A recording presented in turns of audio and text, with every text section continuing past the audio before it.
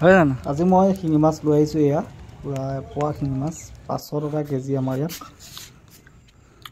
এয়া খাদ্য সামগ্ৰী আমাৰ এয়া সামগ্ৰী লৈছোঁ। এয়া আজি পুৰা কাটি ল'লোঁ, কাটাটো নেদেখালোঁ আপোনালোকক ধুনীয়াকৈ। এইটো হ'ল শিঙি মাছ ৰেচিপি বনাম। আপোনালোকে কেনেকৈ খাই জনাব। এইখিনি নহৰু পিঁয়াজ পুৰা জালুক দি বনাম। আপোনালোকক দেখাই আছোঁ, ভিডিঅ'টো চাই থাকক। প্ৰথমে মই মাছটো ফ্ৰাই কৰি ল'ম। শিঙি মাছ ফ্ৰাই কৰি লওঁ আমি। আপোনালোকে লয় নে নলয় কমেণ্ট কৰিব।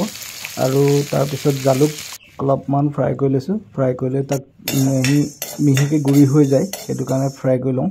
আৰু নহৰু অলপ গুড়ি কৰি লৈছোঁ। তাৰপিছত ল'ম মই পিঁয়াজ, তেনেকৈ জলকীয়া 4-5টামান জলকীয়া ল'ম। গোটেই সমূহ বস্তু গোটাই ল'ম।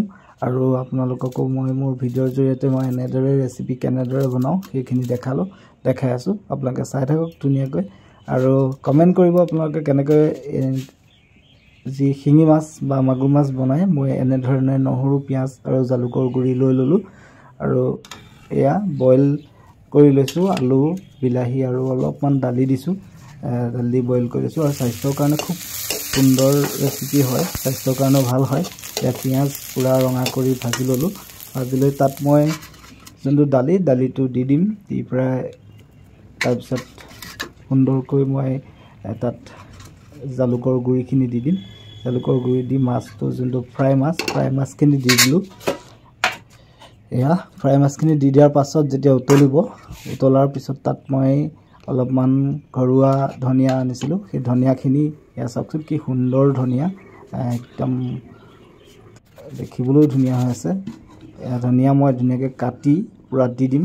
তাৰপিছত যেতিয়া উতলাৰ পিছত আৰু সেইখিনি নমাই দিব পাৰিম। মই এনেধৰণেই ৰেচিপিটো বনাই চমুকৈ দেখালোঁ আপোনালোকক। আপোনালোকে কমেণ্ট কৰিব ভাল হৈছে নে। তাৰপিছত মই খায়ো দেখাম যে কি মানে গোন্ধটো বৰ ধুনীয়া গোন্ধ আহিছে। সুন্দৰকৈ মই দেখালোঁ। আজি ৰেচিপিটো একেবাৰে সহজ ৰেচিপি, আপোনালোকে বনাই চাবচোন।